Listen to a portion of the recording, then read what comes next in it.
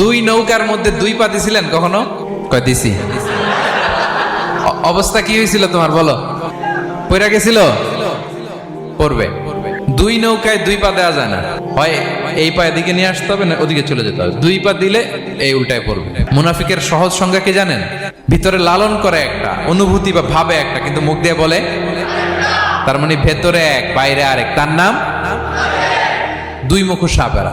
এদিকে যায় বলে আপনার লগে আছে, আপনি খুব ভালো, ওদিকে যায় বলে আরে না না উনি কি, উনি তো খুব খারাপ মানুষ, আপনি অনেক সবচেয়ে ভালো, আমি আপনার সাথে আছি। এরকম ডাকাইতে আছে না নাই?